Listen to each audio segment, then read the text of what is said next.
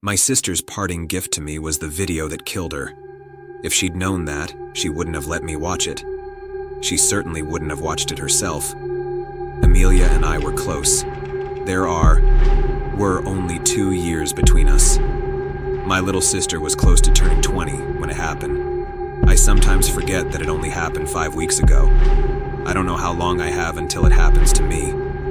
Now Amelia and I were like this. Just picture my index and middle finger coiling around one another. I know siblings are supposed to fight at some point, even close ones who claim to be best friends. But we never did, and it had nothing to do with us being special in some way. We didn't fight because we needed each other. We were always that way. It didn't come down to any one thing. Our deadbeat dad definitely drew us closer together, but our codependency continued after we moved out of his house 2 years ago. And our mother died during childbirth, so we were always blamed by our family members for her passing. I'm skirting around the truth, in all honesty. The key reason for our tight bond was more wretched and disturbing than all of those terrible factors combined. For that matter, I don't know whether those factors had anything to do with our condition. Essentially, starting in our childhood, Amelia and I had issues with food. Whether driven by genetics or environment, I don't know. The cause is blurry, but the result is all that matters in the end, isn't it? We were never formally diagnosed with anything. Dad didn't believe in head doctors, but I blame myself. Always have. Being the older sister, I must have influenced Amelia, and I'll never forgive myself for that. I did try to stop her from copying me, but I suppose she wouldn't have been able to understand why I told her to keep eating, only to do exactly the opposite myself. With adulthood came independence. Too much independence, perhaps. Amelia joined the same university as me and we start living together. We had 2 flatmates, lovely girls who were vaguely aware of our eating issues. And last February I came home from a lecture to find my younger sister giddily bounding around her room. Amelia said that she'd finally found a way to kill that craving. I remember only fragments of what she said. I was too focused on her alarmingly bloodshot eyes, though I told myself that the daylight must have been playing tricks on me. Over the years, in my battle against inner demons, I've learned not to trust my eyes. And that would be throughout the unholy circumstances to follow, my undoing. After all of this time, the only thing that really persists is a memory of her face. It wasn't just the eyes, but the mouth. Her laughter was so slight, verging on silence, and her lips trembled, suggesting that behind her breathy giggles, she might be teetering on the precipice of tears. I do, however, remember Amelia telling me about the TikTok video responsible for her newfound glow. A video posted by some New Age influencer, one whose account I didn't find when I searched for it, and I, ever a tetchy elder in a young woman's body, nagged my sister for using that harmful app, lectured her about how it was worsening our shared mental health problem. After all, for months, we'd promised each other that we were going to get better. Countless times, of course, as it's never that easy. "You don't understand, Flora," said Amelia. I haven't used TikTok since this morning, and I won't use it ever again. I snorted. Well done. Still, as much as I admire your 5-hour break, let's not brand you an off-grid girly just yet. Listen, I haven't been on my phone since this morning, Amelia continued in a whisper. This piqued my interest. Well, that's slightly more impressive. I've forgotten the last time you took a break that long. I reckon you still use it during your sleep. Exactly, and I'm telling you that it all comes down to this video. I feel different, Flora, my sister insisted, nodding at her computer's monitor. She told us all to put down our phones and follow a website link. So I visited the address, and that's how I found this downloadable file. yourforeverfeast.mp4. Amelia sighed contentedly.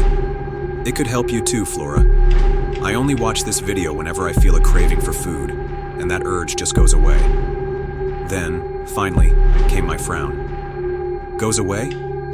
My sister's hand hovered over her mouse, and she said, "Let me show you." But my own hand shot outwards, and I seized Amelia's wrist, stopping her from opening the video.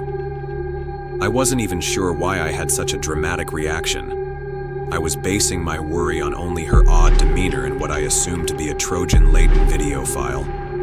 Still, something felt off, so I told my sister I didn't want to watch the video. "And I don't want you to watch it again either," I said. "In fact, I want you to delete it." I should have made sure that she did so. I might have been able to end all of it before the obsession grew.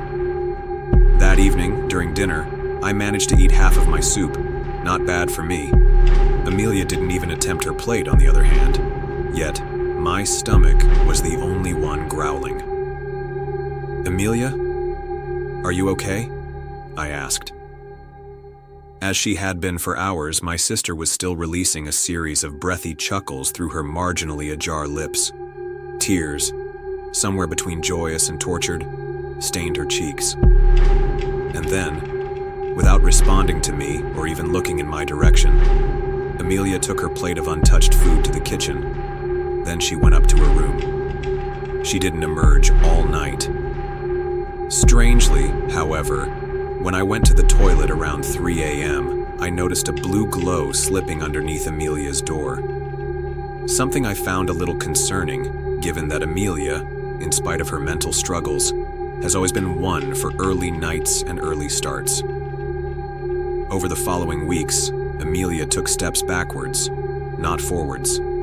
Before that wretched video entered her life, I'd managed to get the two of us to, at the very least, eat a little something at breakfast and dinner time. But that had gone out of the window. My sister became noticeably frail.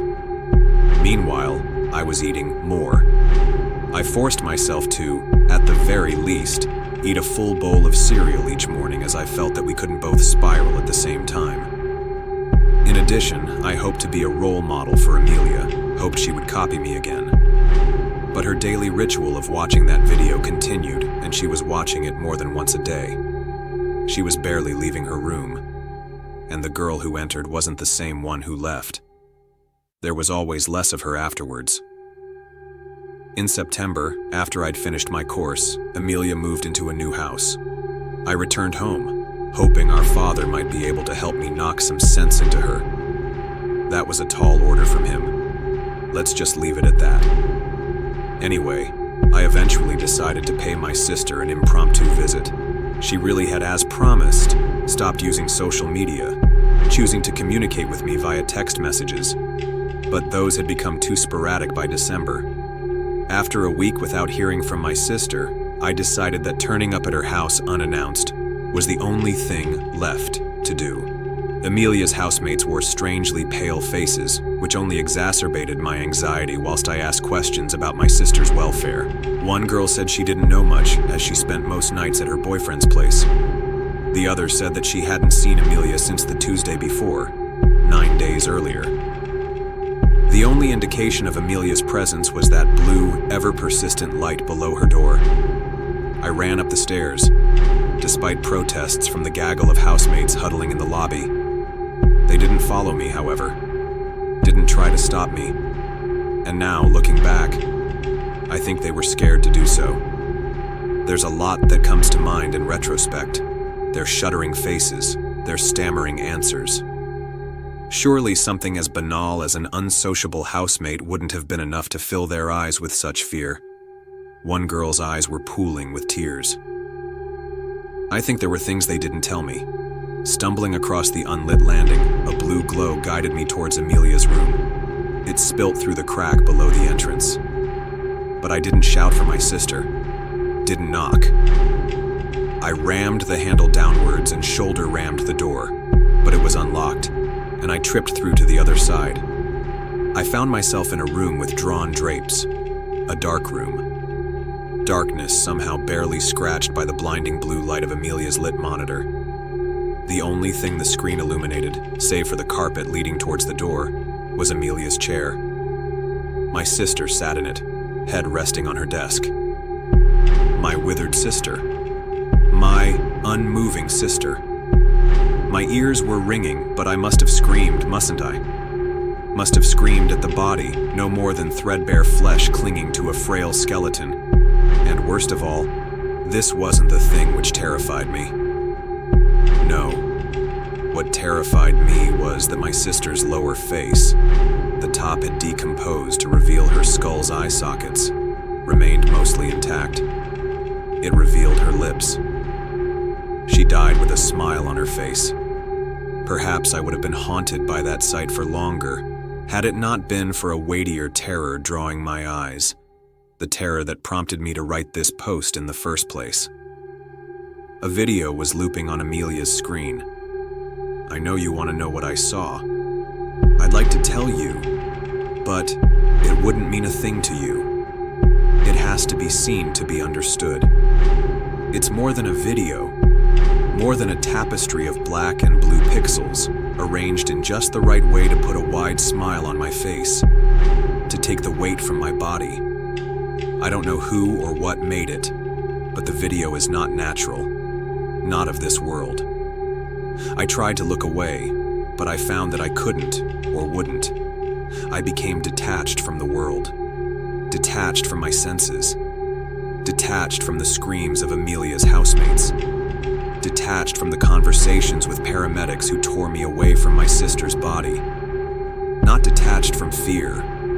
I felt plenty of that. I still feel plenty of that, no matter how widely I smile at my wasting body in the mirror.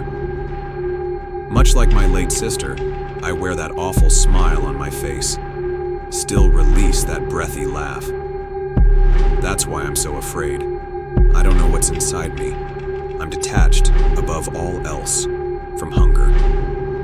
I watch the video, and it fills.